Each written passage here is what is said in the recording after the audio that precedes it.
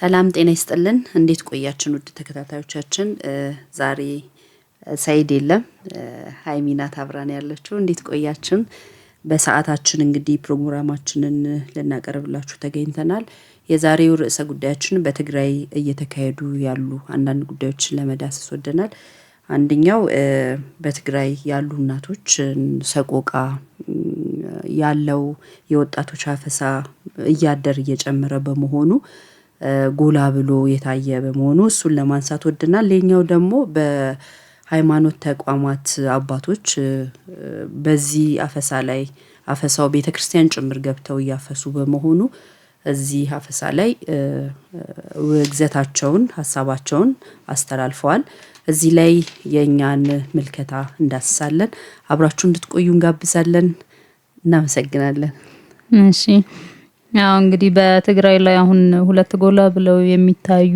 እንቅስቃሴዎች ቢኖሩ እነዚህ ሁለት አበይት የውግዘት እንቅስቃሴዎች ናቸው አንደኛው እንደተባለው ባልተለመደ መልኩ አሁን ላይ የምናስተውላቸው በቡድኑ ላይ የሚደርሱ ውግዘቶች በጣም ያልተለመዱ ናቸው ከዚህ በፊት እንደምናውቀው የትግራይ ህዝብ ባልሆነ ፕሮፓጋንዳ የሚሆን ባልሆነ ሐሳብ ተጠልፎ የቡድኑ ደጋፊ እንደሆነ ነበር የሚታወቀው አሁን ግን ከለተለት ከጊዜ ጊዜ የቡድኑን ሴራ እየተረዳ በመምጣቱ ያው ውግዘቱን በይፋ ማሰማት ጀምሯል ውግዘቱን የሚያሰማው ደግሞ እንዲ ተራ የሆነ የማህበረሰብ ክፍል ሳይሆን በጣም በማህበረሰባችን ውስጥ ጉልህ ሚና አላቸው ብለን የምናስባቸው የሃይማኖት አባቶች እንዲሁም እናቶች ናቸው ከሰሞኑ እንግዲህ በጣም መነጋገሪያ የነበረው ዋነኛው በቪዲዮም ሲዘዋወር አይተነዋል በስፋት የመቀሌ ቀዳማይ ወያኔ ክፍለ ከተማ የሚካኤል ደብር ባልደረባ የሆኑት ብፁዕ አቡነ ናትናኤል የህወሓትን ቡድን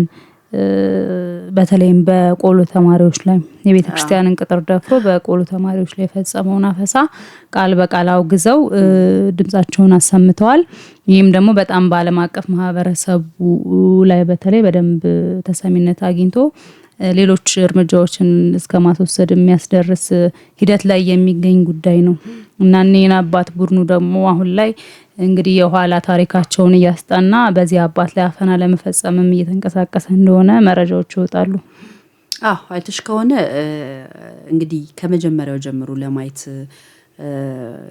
ግድ ስለሚል ከዚህ ቀደም የነበረው ጦርነት ላይ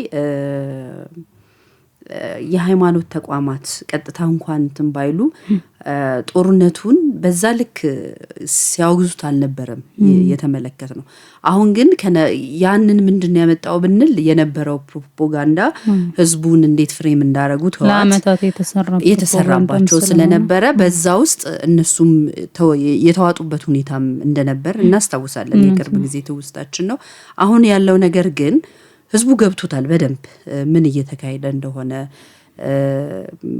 እናቶች ገብቷቸዋል ልጆቻቸውን መቅበር እንኳን አልቻሉም የትላንትናው ሀዘናቸው አላለቀም ዛሬ ድጋሚ ደግሞ በዚህ ሁኔታ ለማይጠቅም ነገ ህርቅ ለሚፈጠረው ምንም ትርጉም ለሌለው ምንም ጠብ ለማይል ነገር ሁሉ ጊዜ የሰው ህይወት መገበር የለበትም የሚለው እናቶች የራሳቸውን አይተሽ ከሆነ በቪዲዮ በጣም እየተሰራጨ ነው መኪና እንዳይሄድ በድንጋይ ሁሉ እየወረወሩ በእነሱም ባይሱዚም በቅጥቅጥ መኪና በሉንችና ሁላ እየወሰዱ ነው ወጣቶችን በግድ እና ከሚወስዱት ቦታዎች ውስጥ ያው አንዱ ቤተክርስቲያን ሆኗል ቤተክርስቲያን መሸሸጊያ እንጂ የምትወሰጅበት ቦታ አይደለም የቆሎ ተማሪዎችን ብቻ አይደለም ለጸበል ጭምር የሄዱትን ጸበልተኛ ጭምር እየወሰዱ ነው ለጸሎት የሄደ ሰው እየወሰዱ ነው ያሉትና እዚህ ላይ አሁን የትግራይ ህዝብ በደንብ አይኑ የበራበት ሁኔታ ነው ያለው ጦርነትን የማይፈልግበት ሁኔታ ነው ያለው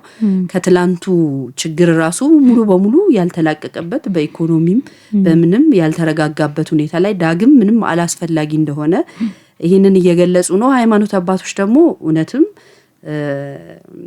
ለስርዓቱ ለሃይማኖቱ አሁን በደንብ እንትን ያሉበት መቆም የጀመሩበት ሁኔታ እየተመለከትን ነው እንግዲህ እዚህ ላይ በትግራይ ያሉ ብቻ ሳይሆን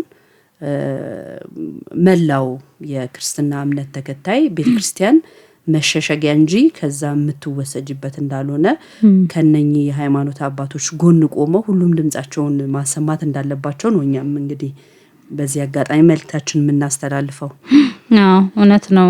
በተለይ ቤተክርስቲያን ቅጥር ውስጥ ገብተው የቆሎ ተማሪዎችን ማፈሳቸውን በተለይ አሁን ሌላ አንድ አባት አሉ ከሰሞኑ ብፁዕ አቡነ ናትናኤልን ለማፈን እየተንቀሳቀሰ የሚገኘው ይህ ቡድን ከዚህ ቀደም የመቀለ ሀገረ ስብከት ባልደረባ የሆኑትን መጋቢ አህላፍ ታምራት ታደሰ የተባሉ አባት እንዲሁ ይሄንን ተግባር አውግዘዋል በሚል እንዳፈናቸው ታውቋል። እና እኒህ አባት ምንድነው ያሉት ቃል በቃል በ23 አሁን ያለፈው 23 በቅዱስ ጊዮርጊስ ወርሃዊ በዓል ላይ ተገኝተው ነው ንግግር ያደረጉት። በዚህም ንግግር ነው የታሰሩት። ንግግራቸው ምን ይላል በደንብ ስለሚገልጽ ነው የቆሎ ተማሪዎችን አፈሳ በራሱ ምንና ምን ጭራሽ የማይገናኝ የሁለት ዓለም ሰዎችን ለሌላ ዓላማ ማሰለፋቸውን በደንብ በሚገልጽ መንገድ ነው ያብራሩት። ምንድነው ያሉት እኒህ አባት ቃል በቃል የዓለምን ነገር ትተው ወደ ቤተክርስቲያን የተጠጉ የቅኔ የቅዳሴ የዜማና ያቋቋም ተማሪዎችን አፍሶ ወደ ማሰልጠኛ መውሰድ እጅግ ድፍረትና ተቀባይነት የሌለው ግፍ ነው ብለው ገልጸውታል። እውነታቸው ነው። እኔ ቤተክርስቲያን ላይ ገዳማት ላይ የሚገቡ የሚመንኑ አባቶች የቆሎ ተማሪ ሆነው እዛ የሚያገለግሉ ቤታቸውን ቤተሰባቸውን ትተው ነው አይደለ ዓለምን ትተው ነው ወደ ሰማያዊ ወዳሉት መንገድ እየሄዱ ያሉትና እነሱን ይሄንን ዓለም የተውትን ወጣቶች ወደ ፈጣሪያቸው መቅረብ የፈለጉትን የዓለምን ጉዳይ የረሱትን እንትኖች ማፈስ ማለት በጣም አሰቃቂና ኢሞራላዊም ድርጊት ነው። ከዚህ በፊትም ተደርጎ የሚታወቅም አይመስለኝም በታሪክና ይሄ እንደቀላል የሚታይ አይደለም። እንዳልሽው ይሄ ኦርቶዶክስ ሀገር ነች ይባላል አይደል? እንደንተን በዚህ ሰዓት ይሄ ነገር መታየት አለበት። ዝም ብለን ሁሉም ህዝበ ክርስቲያን ለአፉ ብቻ ሳይሆን የምርም በተግባር ኦርቶዶክስነቱ ድንበር ክልል እንደማያግደው የሚያሳይበት ጊዜ አሁን ነው ብለን እናስባለን። ህዝበ ክርስቲያኑን በማስተባበር ደግሞ የኢትዮጵያ ሲኖዶሱን በራሱ ሌሎች ነገሮች ላይ ፈጣን ምላሽ እንደሚሰጠው ሁሉ ይሄንን ድርጊት እንዲያወግዝ ይሄንን የቡድኑን አካሄድ መላው ክርስቲያን እንዲቃወም የተለያዩ የማስተባበርና የጥሪ ሁኔታዎችን ማመቻቸት ይጠበቅባቸዋል ብለን እናስባለን። እውነት ነው። በተጨማሪ ደግሞ አይተሽ ከሆነ ወጣቶችም ለዓለም ማህበረሰብ ጭምር እንዲቀርብ በእንግሊዘኛ ጭምር ቪዲዮዎች እየሰሩ ነው ያሉትና እዛ ላይ ተገደን ነው ማለት እኔ ቢገሉኝ እንኳን እዚህ ይግደሉኝ አይነት ነገር ወደዛ አልሄድም። የሄዱትም ወደው ሳይሆን ተገደው ነው ወደዛ የሄዱት በፍላጎታቸው አይደለም። ይሄንን ልትረዱልን ይገባል የሚል መልእክት እያስተላለፉ ነው። በክልሉ ያለው በጣም አደገኛ አስደንጋጭ እና በጣም ጭንቀት ውስጥ እንዳሉ ጭምር ነው እየገለጹ ያሉት። ይሄንን እንግዲህ ህዝብ በዚህ ልክ ማለት ወጣቱ፣ እናቶች፣ የሃይማኖት አባቶች ከዚህ በላይ ማለት ሁሉም ሰው እየገለጸ ያለበት ሁኔታ ምንድነው? አፈሳውን በጣም እየተቃወመ ጦርነትን እንደማይፈልጉ እየገለጹ ነው ያሉት። ስለዚህ ቀሪውም ማህበረሰብ ያው እንደሚታወቀው ህዋት ላይ የተለያዩ ማዕቀቦች እየጣሉ ነው ከድርጊታቸው እንዲቆጠቡ አሜሪካም የአውሮፓ ህብረትም የተለያዩ ማስጠንቀቂያዎች እየሰጧቸው ነው ያሉት። ይሄንን አልፈው ነው ሳያቆሙ ጠርናፊ የሆነ ህግ አውጥተው ህዝቡን በዚህ ልክ እያሰቃዩ ያሉት።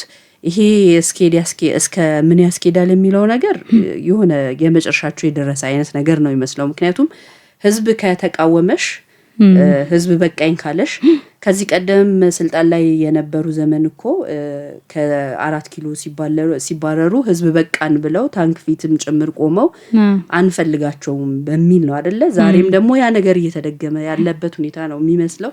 ስለዚህ መሀል ሀገር ያለውም ህዝብ፣ ሃይማኖት አባቶች፣ የተለያዩ የሲቪል ተቋማቶች ሁሉም እገዛ አድርገው ይሄን ሁኔታ ህዝቡ ከጭንቀት ከመታፈስ የሚድንበትን መንገድ ሊበጅ ይገባልም የሚል አስተያየት አለን። እኛ እንግዲህ በእኛ ፕሮግራም እውነት ነው።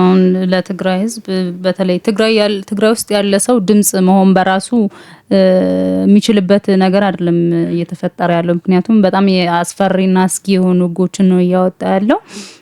እሱን ለሱ ድምጽ ለሌለው የትግራይ ህዝብ ድምጽ መሆን የሚችለው አንድም መለው ወንድም የሆነው የኢትዮጵያ ህዝብ ነው። በተለይም ደግሞ በውጭ የሚኖሩ ዲያስፖራዎች ለምን ዝምታ እንደመረጡ አንዳንዴ ጥያቄ እየሆነብንም ነው የሚገኘው። ምክንያቱም ከዚህ አፈናና ስቃይ ቢያንስ ቀጥተኛ እንትን ያለባቸው አደጋ ያለባቸው ሰዎች አይደሉም። በውጭ ነው የሚኖሩት።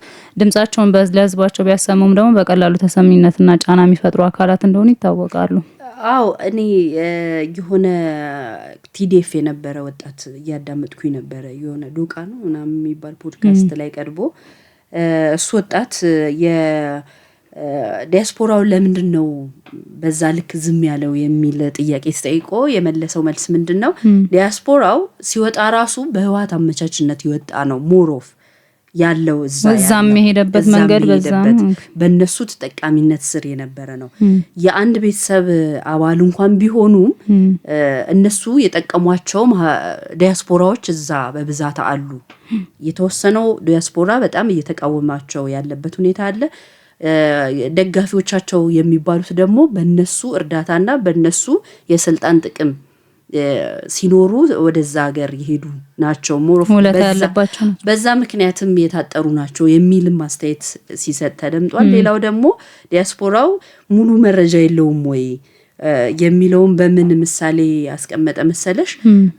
ከዚህ ቀደም የነበረው የትግራይ ጦርነት ላይ ህወሓት እንዴት እንደሚሸውድሽ እንዴት ፕሮፓጋንዳ እንትን እንደሚል ልዩ ኃይል ዛሬ መቀሌ ያሰልፍና በጣም ማት ታጣቂ ያለኝ ያሸንፋለሁ ይልና በማግስቱ ደግሞ ጭኖ አዲግራት ወይ የሆነ ከተማ ይወስዳል። ያንኑ ታጣቂ ያ ማለት በቃ በቂ አቅም አለን በቂ እንትን አለን የሚል ኢሜጅ ይፈጥራል። ዛሬም እሱ የሚያወራው እነኚህ እንትኖች ላይ ስብሰባዎች መድረኮች ነው እንደዛ አይነት ነገሮች ላይ የሚገልጻቸው ነገሮች እዛ ያሉትን ህብረተሰብ የማደናገርና እዛ ያለው ዲያስፖራ ደግሞ በእነሱ ጥቅም ትስስር ስር በብዛት የነበረም ስለነበረ ነው። ግን አሁን ቆም ብለው ስለ ትግራይ ህዝብ ስለ እህት ወንድሞቻቸው ሊያስቡ ይገባል የሚል መልእክትም እያስተላለፈ ተመልክቻለሁ።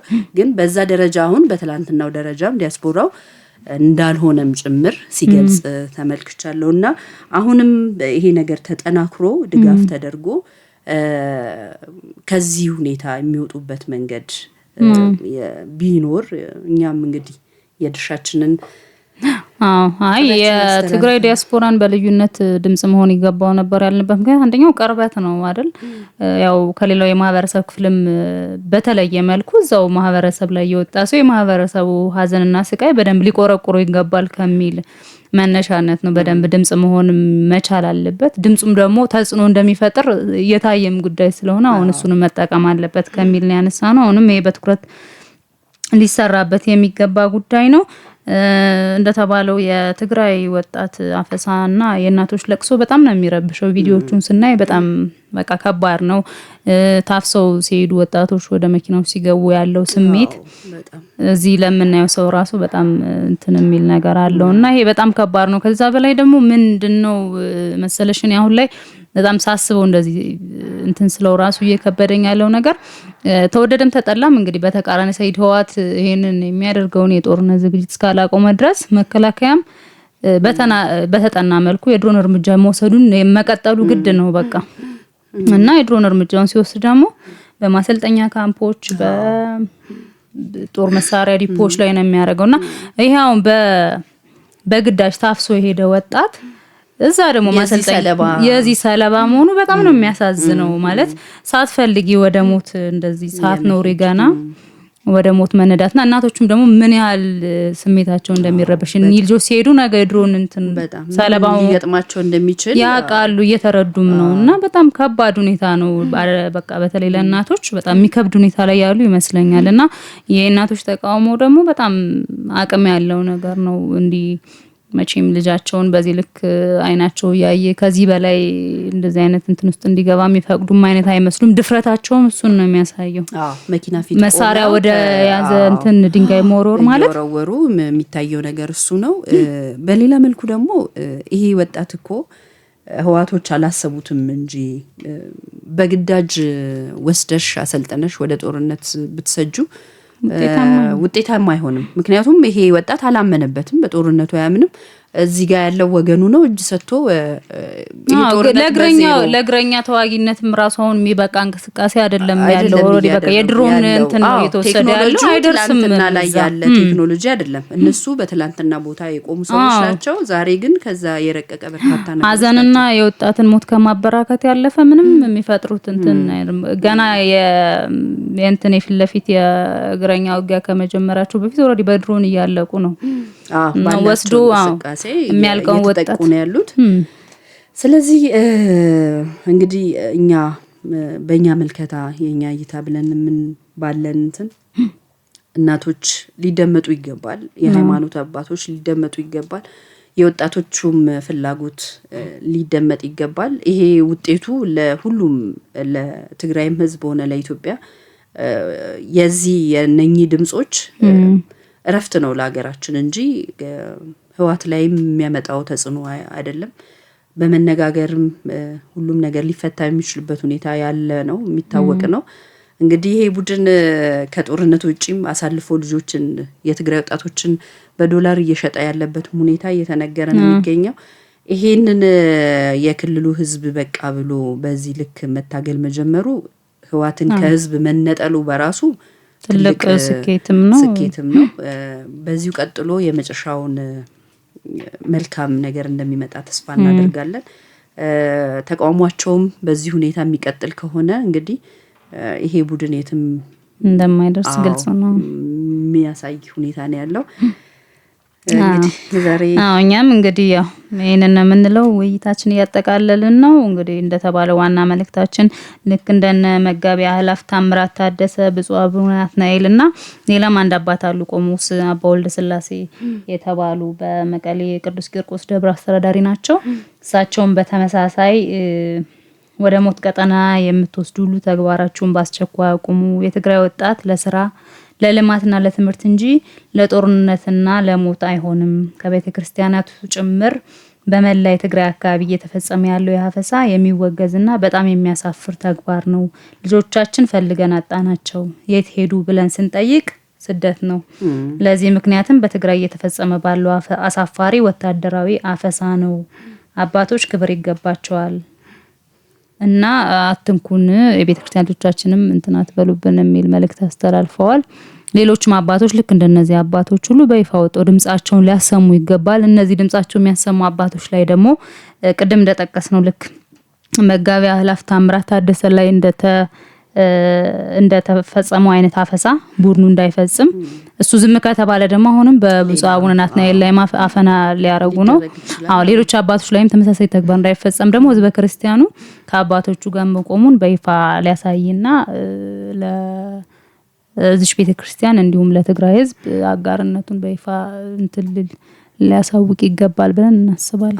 እንግዲህ ዛሬ ፕሮግራማችን ለትግራይ እናቶች ለሃይማኖት ተቋማትን በአንድነት የምንቆምበት አጋርነታችንን ድምጻችንን የምናሰማበት ጊዜ ነው ብለን እናስባለን።